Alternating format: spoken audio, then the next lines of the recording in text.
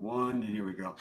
Welcome to the other side of medicine. I'm Dr. Here we go. Already got a frog in my throat.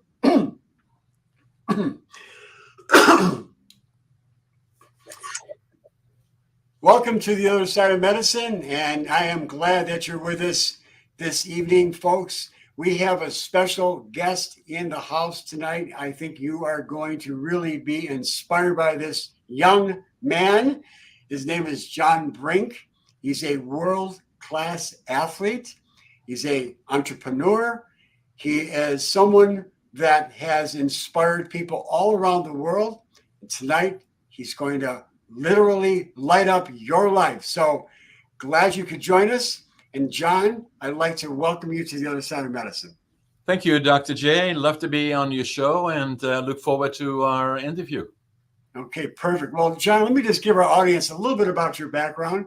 You were born in Holland, 1940, and during the war, I'm going to let you share all the war stories, but then you ended up migrating to the Canada, and in 1965, you ended up in Canada, and then you started to develop, and your mature years, develop some companies, eventually end up having multiple companies that you developed, and then you had an experience where you had some health problems that you're going to get into, and that inspired you from that point on to become very active physically and take care of your body, both with nutrition and exercise and mindset. And that changed your whole world. And then John became a world-class bodybuilder. So that's a little bit about his background. As we go into this interview today, John will share more in detail about that. But John, we're just so glad you're spending time with us today. Thanks for being on the podcast. Well, thank you very much for being there. Thank you. Good. So tell us a little bit about your experience back in Holland during the war times and what that was like. So, well, thanks, Doctor. I was born in November the 1st, 1940 in northeastern Holland, and that was at the beginning of the Second World War. Germany invaded Holland in April of 1940. My dad was drafted into the Dutch army, and the last that we would hear about him was for after the war. The question was he dead or alive? The last time they saw him was in when Rotterdam was being bombed and thousands of people died. My mother raised three kids. I was born in November. My sister was 1 year older, my brother 2 years older, and so it was a tough go. And for her alone, and everybody around her had the same issues and the same problems. I started remembering things about the war in when I was three and a half years old, when the Allied forces were bombing Germany, and northeastern Holland was under the path of a lot of the traffic that went into bombing Germany. Hundreds of planes in the air, sometimes up to 300. And the sound of those planes, I, even as a kid, still remember that there is not any sound, anything like it. In the evenings, my mother would do, take the kids outside on the flat roof on the back of the house, not to look and enjoy, but she felt safer outside the house than inside the house.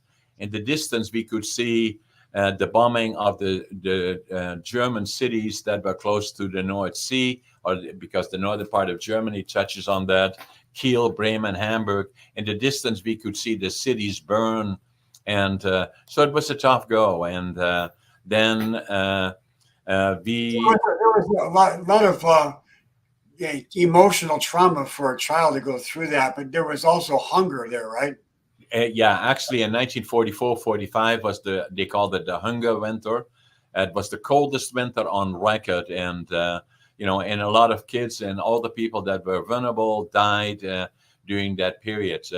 I still remember that as kids we would go, my brother, my sister, myself, every morning we would go with gunny sacks in the railroad yards and pick up anything edible or burnable. And the reason that we did as kids, because they wouldn't shoot us, they boot us one, but the following morning we'd be back. And and even now, still today, James, I can still feel the feeling of hunger, and from that period, and the feeling of cold, extreme cold. And the other part that I still have today, and I got counseling for actually well into my 50s, was the inner child and the fear of losing the one parent, so that we had left. So, Wow. so it was, When I think about the hunger that you went through during that time, do you think that it really gave you an inner motivation to become hungry for other things in your life, that you didn't want to end up at the same place of being hungry physically, so that you really got motivated? Do you think that maybe that somehow, inspired you inside? yeah, it inspired me in doing a number of different things that I still do today, and I'll talk about that a little bit. Is the other part that happened is that we were liberated by the Canadian Army on April the 12th, 1945, and it made such an impression on me. And it was rough then, we were about 10 or 15 minutes away from the German border, and the German army was pushed through from Normandy up through the west side of Holland and pushed through the northern part of Holland back into Germany. And by the time they got there, they were very spooked and they had nothing left. And things got pretty rough there. And the Canadians were close behind them. And, and we saw far too much that we should not have seen. And things were pretty rough. And that always stayed with us, but it left the impression with me that I admired the Germans and the Canadians, and I wanted to go to Germany. That was the land of my heroes, and from the time that I was 5 years old, I knew I would go to Canada. And Yeah. Oh, John, did you have brothers or sisters going through this with you? yeah.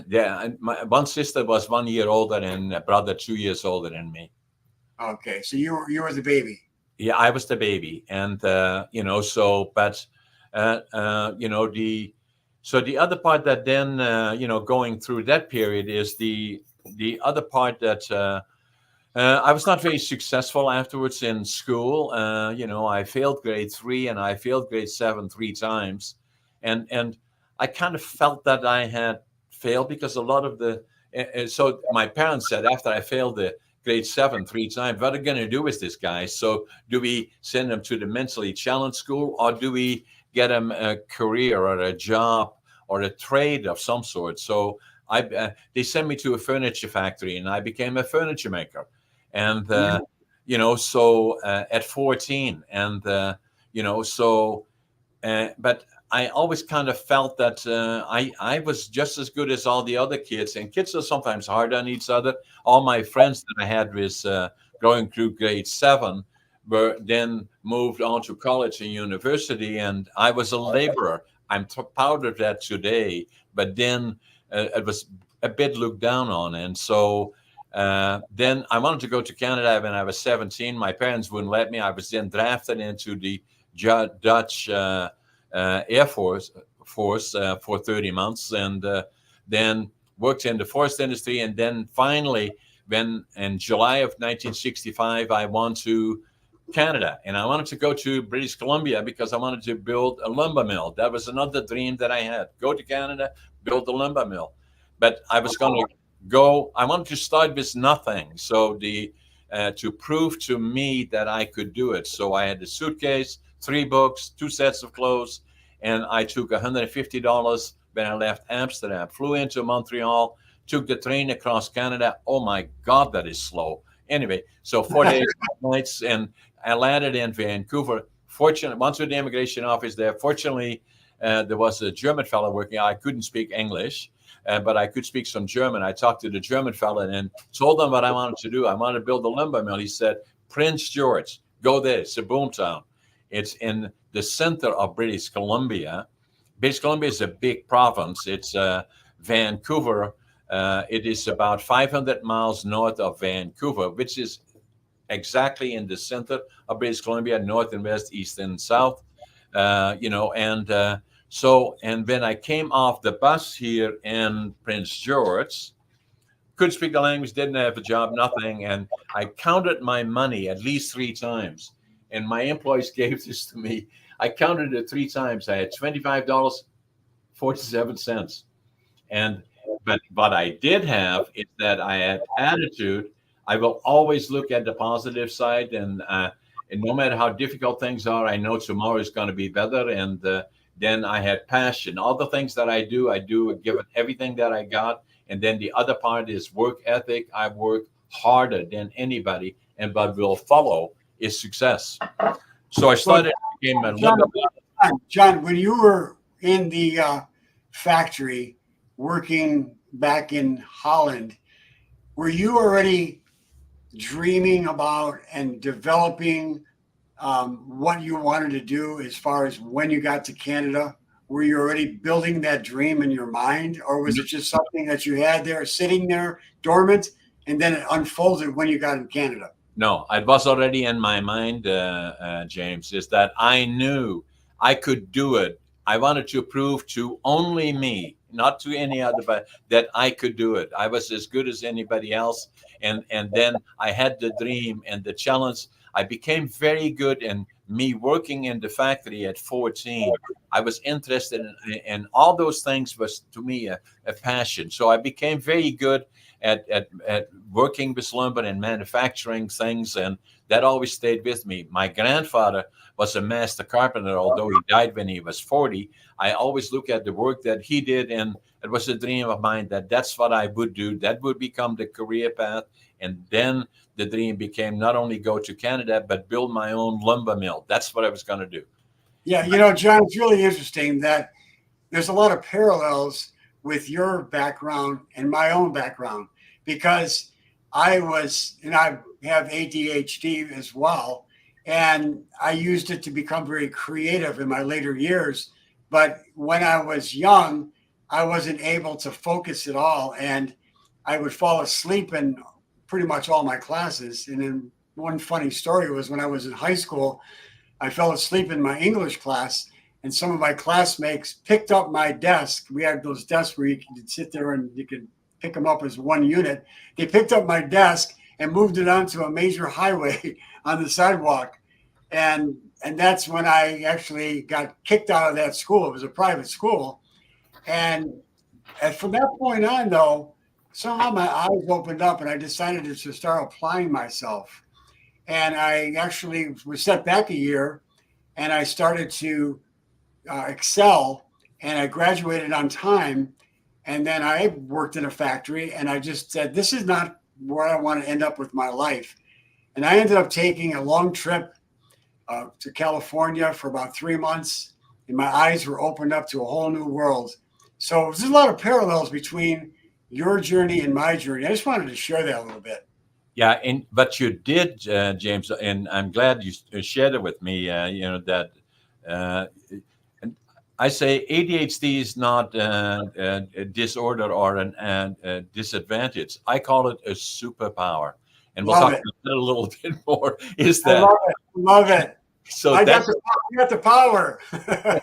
so. In any event, so then I talked to the German fellow. He said, "Go to," and then I started here 2547. I was cleanup man, lumber parlor. Very quickly, I became. Now I couldn't speak the language, didn't know a soul, didn't have a job, and but very quickly I become a supervisor in one of the largest mills and a superintendent. And then within 10 years, already I'd started dibbling around with buying companies, and then I started Brink Forest Products, and that became part of the Brink Group in 1975. With 3 employees, very little money, but I had lots of experience, and I had the drive, attitude, passion, work ethic, and I worked as hard as I could. I say I sleep fast. I work 24/7 as long as I can stay awake, and so then gradually build it up. The other part that was interesting about it then, James, is that people would say to me, "My God, you're so successful," and blah blah blah. I didn't feel that. I didn't, even not when I already had a company. I still feel that I didn't have it. And then it took me 32 years when I was in 1997. After I'd been here, I walked into a bookstore and I picked up a book. I don't know why. I picked up a book, Driven to Distraction, written by Dr. Halliwell. And I looked at the book and it talked about ADHD. And I said, oh my God, that's me. And so I still have the book. I wrote in the book in Dutch. Now I finally know who I am. And because I still was ashamed of it and the stigma around it. And, so then it took me still, another 5 years looking at Google and checking up on ADHD and all the other things around it, that I went to my doc, the doc that delivered our two daughters, and that was a personal friend. And he said, John, why are you here? I said, I think I got ADHD. By then I was 62 years old. And yes, I do. And then the more I found out about ADHD and the more I looked at it, then I'm also a public speaker, and there's a story around that as well, and I maybe quickly give you a bit of a background about that. I was so conscientious of myself that I didn't feel that I was successful. And the other part, I was not good at communicating. I could communicate within my own area. It was about 3 or 4 people, but not broader than that. And then somebody dragged me to an organization called Toastmasters. And I was there for 10 years. And I said initially, what are they doing at Toastmasters? He said, well, come with me and you can sit down. And then they just talk and they speak and do speeches together. And I said, okay, as long as nobody talks to me. And I said, no, it's not going to happen. So in the middle of the meeting, somebody stood up and said, hey, John, tell us a little bit about you. I said, oh my God, I'll never go back here. But I stayed there for 10 years. It changed my life, Dr. James. It did. It changed my life. So, and so between that and ADHD, so I then became much more proactive about speaking and being doing keynotes all over the place. And then I started to talk more about ADHD. And then you're an author now, John. I mean, talk a little bit about that, because I'd really like to talk about your books. Okay. So then somebody has talked to me already several times and said, you should write a book. And well, that's not easy, as you well know, because you do. And I had started, the book that I wrote, I started over 20 years, start, stop. Then finally I got it done against all odds. And it's an autobiography. It's not about how successful is John, but it's more about all the ups and downs that I went through, the bad, the good, and the ugly all along the way. And it hopefully is an inspiration to others. And, put it back up on the screen, John. Put it back up on the screen. Okay. And where can they get this book?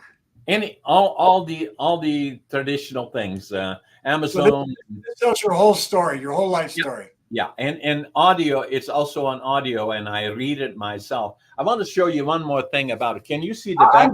I'm going to get the book. Definitely. I've got Kindle. I'm going to send it. I'm going to sign copies and send all 3 of them. Can you see the back of the book? Can you see the price on the book? Not really, but it's okay. I can get it on Kindle, right? I can get it on Kindle. Yeah, all the other one. The price of the book, $25.47. Okay. You got a connection? That's what I had in my pocket when I landed here in Prince George. That's funny. I know. Share that story. I love it. So, but it's all about, and then the other part is that. Wait, don't go past that. When you came over to Canada, tell the story. You had $25.47 in your pocket. You have a plaque. Show the plaque. Come on. Yeah, here's the $25.47. I love it. And that's what you charge for the book. Yeah, that's what I charge. That's all the books that I have. I charge $25.47. I love it. I love it, John. That is so cool. And You then the are. other, so, but the more I saw about ADHD, the more I started understanding it is a superpower. That's what it is. It's not a liability, it's an asset. So I felt I had to write a book about it. So I did. ADHD Unlocked. And it's a book written by the ADHD mind. You can start it anywhere, go forward or backwards. It's always interesting. You can pick up anywhere and go any direction. But the book is not only for people that have ADHD, also for people affected by trauma or other reasons that they became slow learners.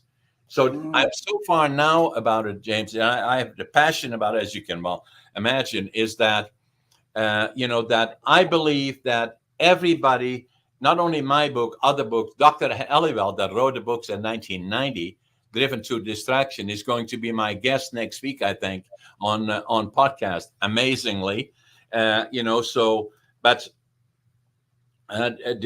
that even people, you will not be able to avoid ADHD in a general sense. You either have it in your family and your friends or in your workplace or around the world. People, you need to know in a general sense, respectfully, about people that with ADHD because they tend to be a little different.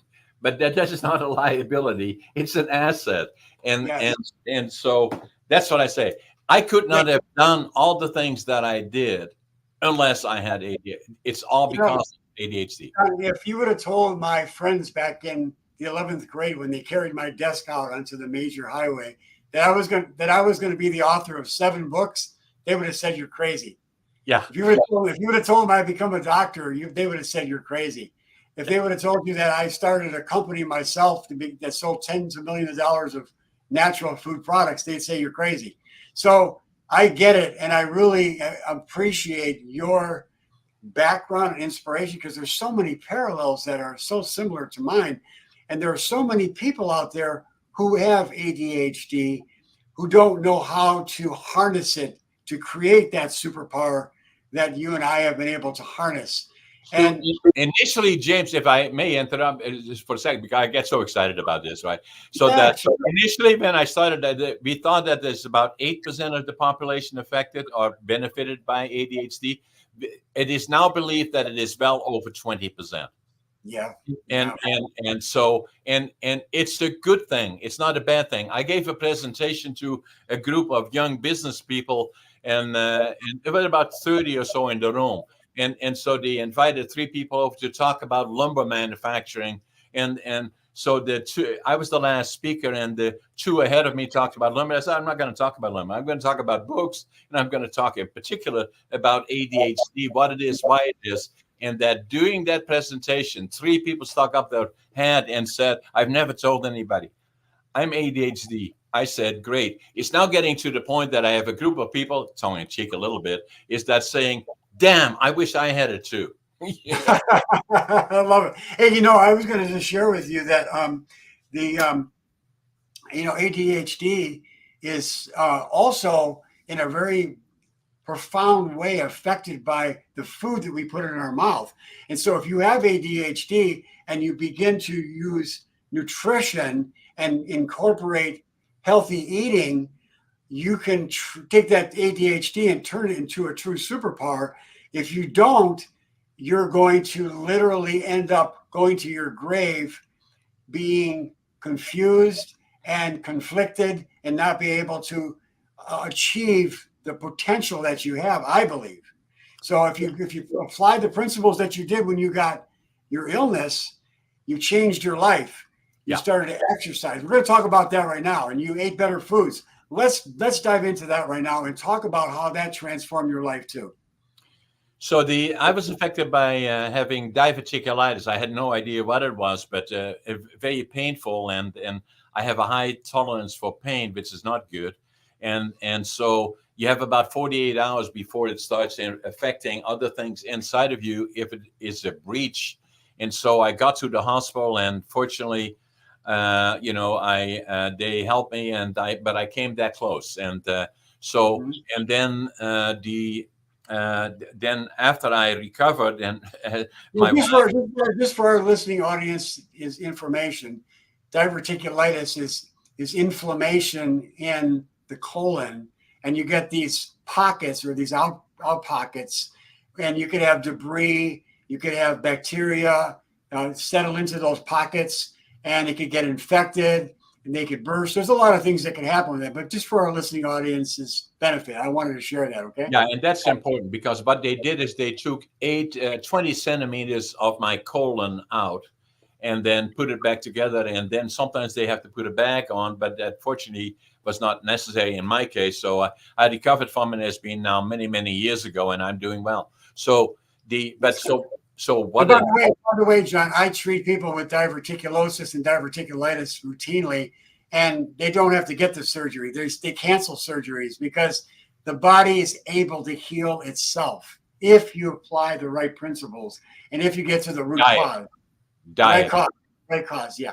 And there's a lot more to it than diet, but diet is paramount. There's no question about it. Sorry for interrupting. 100%, Dr. James, and and that's my wife is based on. She's going to be so excited about this interview and by the things that you do. And before we stop, you have to make sure you show us your books and what you do. And websites so that the people watching can find out more about what you're doing, because we're going to play this podcast on our sides as well. And, we have lots of international listeners, so we want them to share that. But so just coming back to this other one is that about bodybuilding is that I then started to think more carefully about diet. And so if I go to a grocery store, but I usually say, if I go to the grocery store, I never go to the middle section. I always stay on the outside. I eat all the greens. And the amazing thing that you may find is that I do all the shopping. Even my wife trusts me that I will buy the right stuff at the store. That's good. Now, well, John, let me talk about books. This is one of my bestseller books right here. Okay. Carbs from Heaven and Carbs from Hell. And a lot of people, they shy away from carbohydrates. And I tell people that's a mistake. Okay. Because the healthiest population in the world, the blue zones, they eat carbohydrates routinely, and they have the lowest incidence of chronic diseases, whether it's diverticulitis or whether it's inflammatory bowel disease or arthritis or heart disease or cancer. They have very low incidence, and that's based on a Mediterranean diet principle. And that's what I'm going to say. It's the Mediterranean principle. When you said the blue zones, those are the ones with the healthy diets. But the one thing that I saw, Dr. J, is that I bought a book, and I forget now what it was last week. It just came out recently. But one of the first things that I saw in that book, written by a doc, is that that they had a study of where 100,000 people's biopsy were done after they passed away, and not a single one of them died of old age. Mm-hmm. Mm-hmm. That's right. It's really interesting. Diet. Yeah, John, back when I wrote this book, back in 2000, okay, I had put inside the book, I put maps of the blue zones. Right. I put them in that book 6 years before the blue zone research was done by the top scientists in the world. I actually showed those regions in my book 6 years before that massive study was done, and it was printed in National Geographic. John, I've been way ahead of my time. Exactly. I was on the radio back in the early 80s, and I talked about probiotics. I talked about the gut microbiome. I talked about all these principles, and doctors would call me up, John, and they would say, "You don't know what you're talking about. You don't know, you're a quack." And I would say, "The research is there. Go and study it." Exactly. They just don't listen. And even today, as you well know, doctors know very, very little about nutrition. And that's sad. There is no question about it, because they have not studied that, and it's not in their interest necessarily. And I'm not saying that adversely, but the public is becoming more informed because of people like you and And ladies. you, and inspirations like you, John. Yeah. And so I just wanted to show you this again, is that's the book that comes out in July of 24, Living Young, Dying Old. And Raise it up a little bit. Raise it up just a little bit. Raise it up. There we go. Okay, Living Young. And that's coming out when? Next July. Okay, I'll be one of your first. I'll purchase the book from you first. Okay, I'm excited about that. I'm going to send you a copy. All the books that I got you, all three of them actually, is that I have to show you this one too, because we don't have much time, I think, so the Living Young, finding your passion, living the dream. And that's all about finding. So many people don't like their jobs. I heard this and a thing on CNN or someplace, and they said that 70% of the people that work don't like their jobs. And 75% of the 70% are looking for another job. Fortunately for you and me, I found my passion and living the dream. And then saying, hey, John, are you living the dream? I sure am.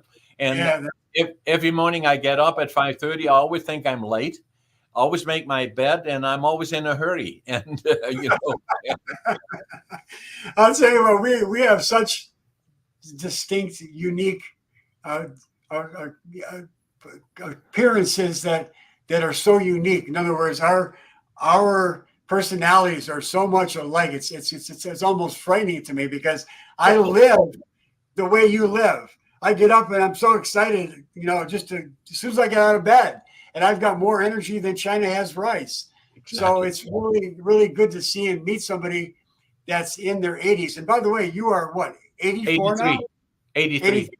Okay, I'm 74. I'm going to be 75 in a couple of months, and I may have the ability to beat 90% of people who are in their 20s that are college students playing basketball, one-on-one competition. I beat 90% of them playing one-on-one basketball. I play full court basketball with these students. And the reason that you do is mindset, body, physical, diet, all those things that you're talking about. I'm going to be 120, actually. There you go. We talk about our inspirations for people like Paul Braggs and Jack LaLanne. Those guys were the forerunners of the movement to become young as you get old. And so these people are really the people that you and I look up to. So tell us about your experience as, well, you were sharing your story as you had the diverticulitis. Continue on in that story, please. I interrupted you. I'm sorry. So, no worries. So I had that, and then I was in the hospital. And then actually about a couple of months later, I was in a store here, and somebody came up to me, the guy that owned the store, and he said, are you John Brink? I said, yeah, I am. He said, my friends was in the hospital the same time that you were. And the two of you, they referred to you as the walking death. I said, really? So the friend for 6 months was still suffering from it. A week later, after my operation, I was back at work. Too quick, actually. But in any event, from there and then, I knew, and my wife helped me and directed me, but I had to do something in a serious way about diets and then about exercise. And I hired a trainer, because I live by appointments. And if I have an appointment, I will go. And otherwise, you join a gym, and then at New Year's, usually make the commitment, you buy the membership, and a week later, you can find 100 reasons as to why you should go. So I became very serious about it. And it took about 6-7 years. And then somebody came up to me and they said, have you ever thought about competing? Now I'm in my 70s, and say, me? And so I thought, oh, that's a good challenge. So I did. And I started competing bodybuilding physique in the 55-year and older category. I was already in my 70s, came in second bodybuilding, third in physique in Northern BC, then became provincial, third in physique, second in bodybuilding. That qualified me for the nationals in the Arnolds. And then COVID came. And I talked to Arnold about it, and because I'm training again, and he has committed that he's going to, pose with me and train with me doing the Arnolds. Yeah. That is such an inspiration. Well, I just recently, about a year and a half ago, I started to work out in the gym with weights, and we we worked out quite, regularly, 3 days a week. And I was starting to get a little bit bulked up, but then my wife got sick and we had to deal with what she was dealing with. And now she's much better. And so I'm back in the gym again. And so I'm going to be looking at what you're doing to continue on trying to get my body physique into the condition that you are, so that when I'm 80, I want to look like you, John. I want to look just like you. You will. Give me some tips. I need some tips. What would you suggest that I do? And what would our listening audience do to look like you? We have a bit of a benefit to a lot of the people that are watching, is because we ADHD, we can do anything, and we stay the course. But what I always say is that this is the driver, is that attitude is absolutely critical. Passion, find something you love to do. And if it isn't, change. And then work at John, I have no problem with passion. My wife is sleeping and I'm in the gym working out with weights and doing quick burst exercising at 11:30 at night. I have more energy, as I said, than China has rice. I'm just ready to do it. I just want to know exactly how to do it. So the other part that I have is that, tomorrow at 2:00 Friday afternoon, I go to North Saanich. It's in Victoria. We have a place there to get me away from northern BC, because otherwise I'm working 24/7. My wife is there. We have horses. We both ride English dressage. But she would say, when I leave again on Monday, then she said, on the weekends, we both have ADHD, because John is a go-go. He goes, I go. And she said, oh my God, he's gone. Where did he go? So my advice to others is find your passion. Attitude is critical. And what I find with young people, I do a lot of presentation to young people, is they too preoccupied how they look, what they dress, and what they do and don't do, and say, become at peace with who you are. You are special. Every single individual in their own way. They don't have to be entrepreneurs, multimillionaires, all the other things. Whatever you do, whatever you like to do, be at peace with who you are. And then give back to the community, or be part in culture. That's important. And then as you watch the media, around the world, and you see the Ukraine and you see the Middle East, then how blessed we are to live in North America, and that applies to Canada as well as the United States. And I think of a great teacher with the principle you just said. There was a great teacher said, "Love your neighbor as yourself." Exactly. And I think that principle is what you're talking about right there. And if we live by that, then we're going to excel in whatever we want to do, and we're going to be happy and have a passion. If we can live by that principle, I think it's going to make a huge difference. And that's part of the mindset, right, John? Yeah, no question about that. And and that's the important part, and that's the message that I give to young people. The other thing that I always do, Dr. J, is that on Remembrance Day, the week of November the 11th, I usually, for the last 12 years, I've done that. I speak to a couple of schools in northern BC and a couple in southern BC about what does it mean, the 2 minutes of silence, and how should we never take for granted what we have today, all the things that are around us, because they can change so very, very quickly. And Yes. then, so be aware of that. But since I was there and I still was affected by it, I have an obligation to speak about it. Yeah, well, that's really interesting that you bring that up, because, both in Canada and in the United States, we're losing a lot of our freedoms, John. And does that scare you at all, coming from that place where you came from? Yes, I'm always worried that we don't fully appreciate what we have in a democratic country, and that if I look at Europe and then Second World War driven by Hitler, then I see people like Putin, I see people like Kim in North Korea, I see Iran and all the things that are around it, and then saying how lucky we are in a democratic system. Let's make sure we don't allow it to be wasted or leave the door open for dictatorships, because everything can change so very, very quickly. And it will change everybody's life All they have to do is look around the world, and the examples are all over the place. I'm not political in any way, but I say do not take it for granted. Yeah. Well, I'm afraid that both in Canada and the United States right now, that door is opening for that kind of possibility. And we need to be vigilant and do everything that we can to try to make sure that we preserve the freedoms that we have, because we are living in the greatest continent, the North American continent, both the United States and Canada, in the world. And we just really need to focus on preserving those freedoms. And I'm sure you would agree with that. 100%. And I agree with you also, Dr. J, is that it is and it has been tested.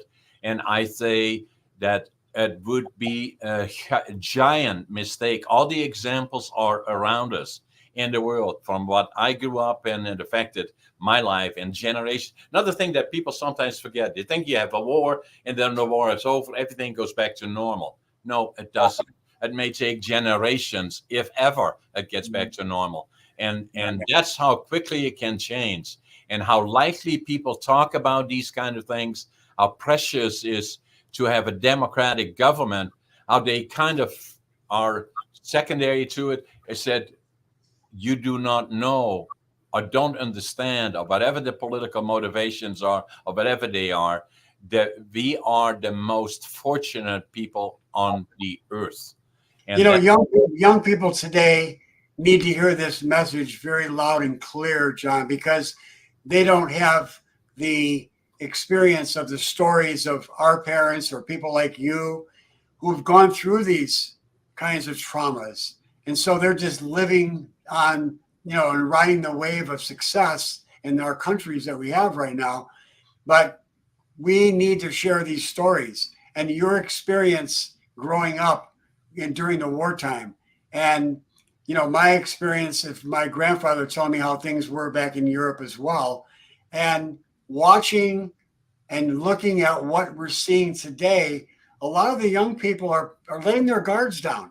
Yeah. And they take for granted this freedom that we have. And I fear that is a danger point. What's your thought on that? Oh, that is no question about that, Dr. J, because I look now back, that was when I was involved in it nearly 80 years ago, because I'm 83. And that's still with me every single day. It affected our family. It affected my parents and everybody around us. And if I look today at places like the Ukraine and the dictatorship in Russia, and I look at North Korea, I look at Iran, who is the driver behind all the things that happen in the Middle East, without being political about it, but we all know that, and saying that we are being looked at, the United States in particular, and and United States and Canada are close together. They are very similar. Be tolerant of people around you, but at the other hand, we are the leaders, in particular the United States, leads the world as an example. Don't put it in jeopardy, and don't put it at risk, because and then realize how close you already came to that. Let's not happen again.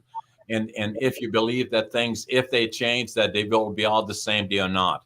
And then they will never be the same again. And if I look back, I still feel on a daily basis what happened 80 years ago. So if there are people, young people out there in particular, they think, oh, it's nothing going to affect me and blah, blah, blah. Believe me, your life will change forever. Sure. John, talk a little bit about your daily routine for us, so our listening audience can see what a world-class athlete that's going to be living to 120 does every single day. Talk about your daily routine.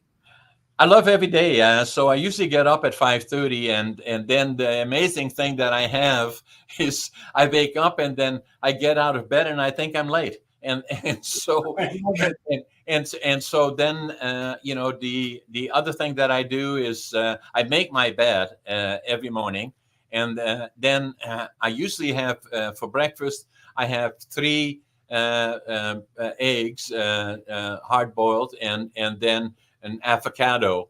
And so that's my breakfast. And then, at around 11 o'clock, usually in the morning, I go to the gym But for the rest, usually by the time I get to the mill, I'm he usually 6:30, 7 o'clock at my main office, and then I'm usually busy. There's meetings Okay, going. when you go to the gym, you work out 3 days. You work out every single day of the week. And right now, I'm doing 3 days a week, and then I do some activity myself, and I'm in North Sandwich or with my wife. We have a kind of our own gym there, and then the closer I get to competition, I do usually 5 days a week, but I always stay active. Every day I do something. I'm already a very go individual. That's you already understand that, but I actively work out with a trainer 3 days a week right now, and then early in the new year, probably when I'm Okay, starting. so you're still working out with a trainer now. Yeah, yeah. So John, would if you're working out with a trainer, it would behoove me, I would imagine, to get a trainer myself. Right. Okay, that's what I'm going to do. I'm going to get a trainer. Yeah, I like it because it puts me into a situation. I have a commitment, and then so my objective is again to compete in the class 55 years and older. It could be my kids actually, but I will win. I will place, and the top three go to the nationals and then on to the Arnolds. And That's all. Well, somebody like myself starting off, getting a trainer. What will we look for as a beginner getting a trainer? What do we look for in getting a good quality trainer? That's the key. Get a quality trainer, somebody you feel comfortable with, somebody that understands you physically, and then gradually start working up to the areas that, for me, it is legs, main body, and then upper body, and whatever areas. There has to be a structure to it, but there has to be careful consideration as not going too fast, to kind of gradually work up and build yourself up to the level where you want to be, so everybody doesn't have to become a bodybuilder, but simply staying fit. So that would be the objective. And you look fit to me already the way you are, but it puts then a bit more structure around it. And, and I like that part of it. And then gradually, I still have, as you can see on the picture, I still have good muscle tone, and so because I stay fit. The diet. John, do you also do cardio? Yes, I do. What kind of cardio do you do?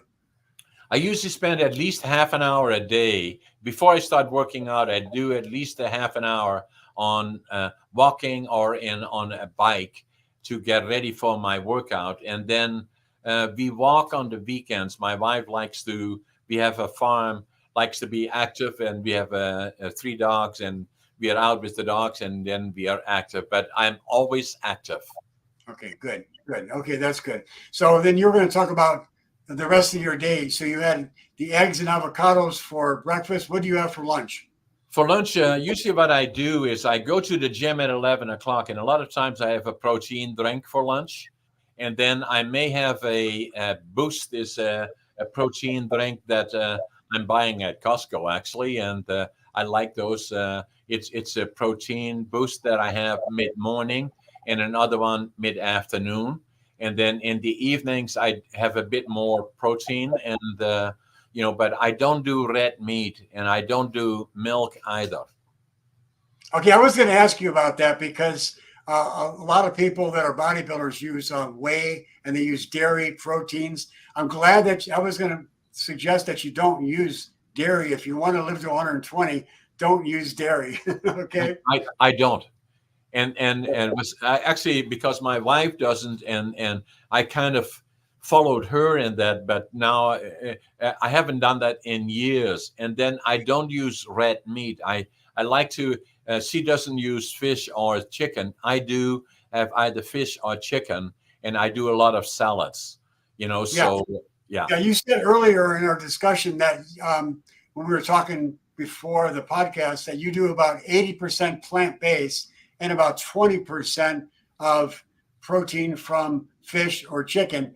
That's pretty much the formula of the people in the blue zones, the healthiest populations in the world, documented by National Geographic and a whole bunch of scientists that were world-class scientists. So that particular dietary regimen you're following is spot on, John. That's great. Well, thank you. My wife is the driver behind it until I fully realized that she has been gradually moving me in those different directions. So she will be very pleased about this. But I like Sure. it. There's a video series, and I can't think of the name right now, but it's world-class athletes, including bodybuilders, who are vegan, who don't eat any animal protein at all. And Michael O'Hearn is one of them. Yeah, but there's a whole video on it, and I'll post it in the podcast description for people who would like to know about it. But these people are world-class athletes, bodybuilders, runners, all kinds of competitors, athletes, and they're just amazing world-class competition athletes that are vegan. So you could be inspired by that. Okay, John? I like that. Excellent. Good. Okay, so anyways, your wife sounds like she has been influenced by people who are also eating healthy, plant-based diets. Who were the ones that inspired your wife? Was there any particular authors? Was there a particular culture that she follows, or what was her inspiration? She spends a lot of her time watching all the people that you're referring to on YouTube and on and then we have a number of books. I just got one. What was the last one that I got that I'm asking Scott, he's sitting close to me here. So, but hi, Scott. Able to speak to Scott through email. Nice to meet you, Scott. So I'm putting him on the spot and said, "Give me the name of the book." He said, "I don't know." So that's fine. He does all of that. Yeah, that's good. And she has done for many years. Very. How old is your wife, John? How old is your wife? How old she is now? 74. 74. Okay. Well, you have a young wife. My wife is 17 years younger than me as well, and it's hard for her to keep up with me. It's really something that people, as they get older, think that they're going to lose their energy, they're going to lose their vitality. I just feel that I'm feeling like I'm in my late 20s. That's how I feel. And so that's my body. Yeah, and that's how I feel, Dr. J, is that, but Sharon will say, my wife, she will say, on the weekends, I have ADHD because of John is here. And then I can kind of relax again. And we have a good relationship. We've been together for more than 40 years. And that's nice. That's awesome. She's being guidance for me in terms of staying healthy and fit. And so you keep listening to your wife, because she's spot on where she's at with all the information she's given you. And it really corresponds with the research from around the world. And you know what's really sad, John, is that so many people are getting sucked into the low carb diet. And it's so critical that these people look at the research. I just did a video on what's called the stool transit time. It's the time that food goes in the mouth and comes out the other end. Right. And the research clearly indicates, without a doubt, that stool transit time is the most important factor when it comes to the amount of different bacteria living inside the gut, the quantity of good bacteria, and the diversity. And the research shows that when you eat a high-fat diet, which these paleo and keto people are advocating, that the good bacteria begin to retreat and the harmful bacteria begin to grow more and populate inside the gut. So people need to understand there's so many harmful side effects long-term. Now, you may get short-term benefit, but that's fooling you, because Americans and Canadians are really into getting quick results, especially Americans. They want fast results. So you may lose some weight. You may see your blood sugar come down, but that's a temporary measure. And then the long-term people are beginning to get heart attacks and strokes. And actually, there's a guy who was on a keto diet, who's a very famous social media influencer, who had a massive heart attack. And he switched to a high complex, high fiber diet after having that heart attack. And he was a keto advocate. So we're here to warn people, stay clear of those keto and paleo diets. They are not safe for you long term. That's my mantra, and I'm sticking to it. And is that part of your book as well, then, Dr. Yeah, yeah. I wrote this book in response to the Atkins craze. I wrote this in 2000, and it was in response to Dr. Atkins' craze that swept the nation. And I scratched my head, John, and I said, how in the world are people falling for this story? And I said to myself, Americans are so gullible. And so I had to write this book.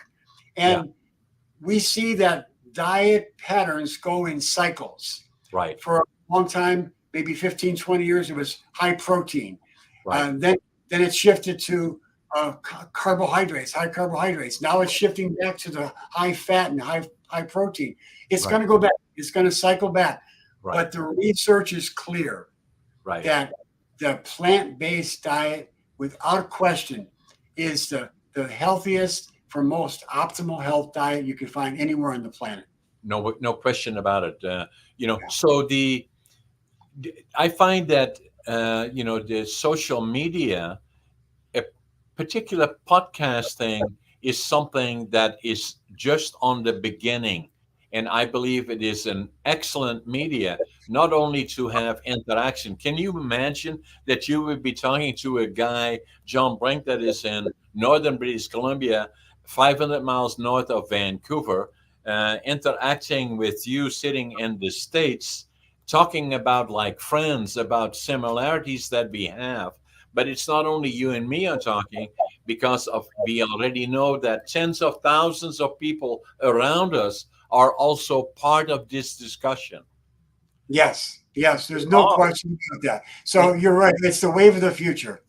That is no question in my mind. And Pot Match has done a very, very good job. Actually, I had the fella that was the founder of it, Alex, on my podcast about a week ago or so. So that's what I kind of see the future. And and I love it. Yeah. Well, the thing is, we need to inspire people that they don't have to get old. They can get younger and feel vibrant. And to 120, the research says that human beings should, and we have the capacity to live to 120 years old. And so when we follow these principles, when we begin to change our mind, it all starts up here in the mind. Unless you change your mindset, you're going to be going to your grave sick, tired, and overweight. John, I've treated over 15,000 patients. These people were told that they have be on medication for the rest of their life. They had chronic diseases. They were told they had to have body parts removed. They were told that they had to accept hook, line, and sinker, this kind of a mindset for the rest of their life. And yet, after they followed my protocol, got their gut health back in order, started on a plant-based diet, these people were able to get off of their drugs, cancel surgeries. I'm talking about people who were supposed to have entire colons resected, who's supposed to have gallbladders and spleens and have, taken out of their body, or liver transplants, and their body parts are still intact, right where the good Lord intended them to be, I'm proud to say. So the amazing thing about this is, Dr. J, that you were one of the earliest to really stay raising these issues. I believe, at least from my perspective as a lay person, but doing a lot of podcasting, a lot of talking about things like this, is that we are at the verge of where the knowledge can be known for all those that wish to know, which should be everybody. We have to ask ourselves the question, why is the blue zone, the Mediterranean diets? It is diet and exercise. Those are the main drivers. That's what they are. And if you want to have, that's why I'm writing the book, Living Young, Dying Old. It's a nice, but I show myself at 83 that, and I'm like you are. I'm young for my age. I know that, and I have lots of energy at 83. It's not supposed to happen. A lot of people at 45, they say, "Well, why are you not doing this?" "Well, I'm done. I'm too old for you." You're not. It starts here. Yeah. Say become a can do, and Yeah. then be aware of the green, the diet. Be have a healthy diet. Have exercise. You don't have to be a bodybuilder or a basketball player, but at least exercise at least 20 minutes to a half an hour a day. Walk. That's Mhm. all it takes. And then go not to the center aisles in the grocery store, because that's where all the processed foods are. They're not good for you. Stay on the outside. Go to the greens. And green food is not necessarily, can be very tasty. A lot of diets I used to get initially when I was training, they are not very good. But there is no reason for it. They can be very, very healthy. Once you Yeah. make it part of your life, you will like it. It becomes that's how you live. Yeah. My grandmother she was not educated, but she was a very wise woman. And this is the quote that I tell people all the time. It's in my books. I talk about it on my podcast routinely. This is what she said, John. She said, you can skimp on the clothes that you wear. Yeah, You can skimp on the car that you drive. You can skimp on the house that you live in, but never, never, ever skimp the food that you put into your mouth. exactly. It's such a wise, wise saying. People need to be buying organic foods, and don't make excuses that it's too expensive, because you can get rid of other things in your life that you can give up to get good quality food. You don't put kerosene into your car. You put gasoline. Exactly. You put you don't put adulterated, refined foods into your body that have got loaded with chemicals and preservatives. You put the best possible foods into your body. And I always tell people, and I share this on my social media, you can buy organic if you shop wisely. Exactly. Here in the States, we have stores that are called Trader Joe's, Yeah, and we have Aldi's, and we have other places like Walmart's where you can buy organic foods at the same price you would pay at a major supermarket. And so you could save money, and exactly. you can buy local from farmers. Yeah, Support your local farmers that grow organic, and exactly. grow your own too. You have a farm. Do you grow Why not? vegetables? Why not? Right. So, but I say, you see, is the body is that this precious thing that we got, that body that we have, that will take abuse to a certain extent for a certain amount of time, but it will only do that for so long. And then before you know it, then it can well be too late. Be it ahead of it, and Yeah. look at it as that precious body that you have, that's so forgiving. Treat it well. And if you treat it well, you will go to potentially 120. Think back about that study that was done of 100,000 people, that biopsies looked at the cause of death, and not one single individual died of old age. That's Yes. that's a signal, So Well, what's a real inspiration for all of our listening audience is this: it doesn't matter what going on in your body right now. If you have a chronic disease, don't think that you have to go to your grave with that chronic disease. Your body is very resilient. It has the capacity to heal itself. exactly, That's the message I want people, and I'm sure, John, you do too. Your body absolutely, is resilient. It can heal itself. It can repair itself, and it has the ability to reach optimal health, even with some limitations, maybe. yeah, If you have arthritis and it's osteoarthritis and there's calcium buildup, yeah, you're going to have some limitations. But within those limitations, you can still be active. You still can do other things that maybe you won't be able to be a runner, but you could swim. You can exactly. have buoyancy inside the water. You can still be active. Don't accept the storyline that you're getting old and you have to go to your grave with this disease and you have to stay on these medications the rest of your life. Your body is self-healing and self-repairing. It's designed for good health. and be proactive, because with Google, all the information is available to you. It's not something that is 20, 30, 40 years ago without computers and all the other things. Maybe it wasn't then, but it is now. And then become proactive, because it's easy enough for somebody to say, do this, do that. And then if you just follow that and you're not being proactive or not challenging, why should I do this or go the other? It's your body. You only have one life to live. Do it well. The information is all available to you. Diet, exercise. That's right. Mental.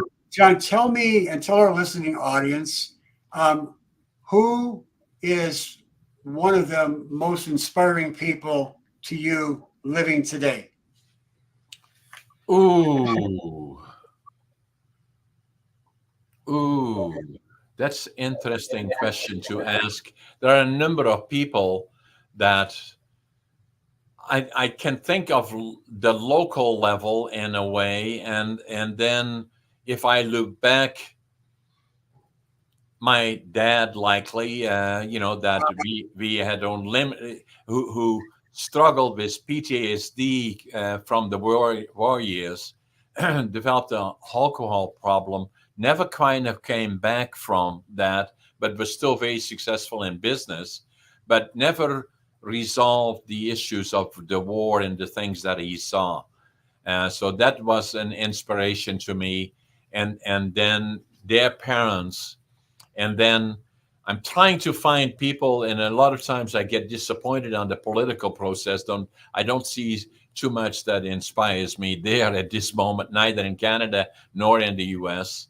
And I some of the people that I find this amazing, Dr. J, because especially I've done this, I think, close to 200 podcasts. The people that I meet on my podcast have been an inspiration to me in a lot of ways, including you and many others. And that's why I'm so excited about that, and knowing that we have all these people interacting closer.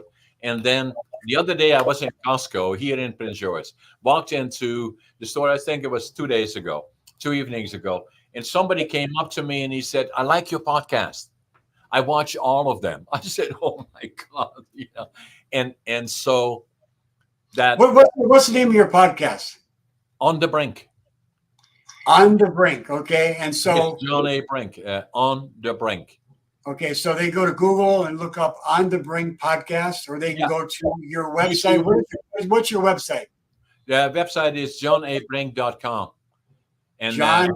Brink, BRINK.com. Correct. And then, then audio for my books, and they are all audio as well as physical publication. Podcasting, I will have done, I got 2 more podcasts today, I think.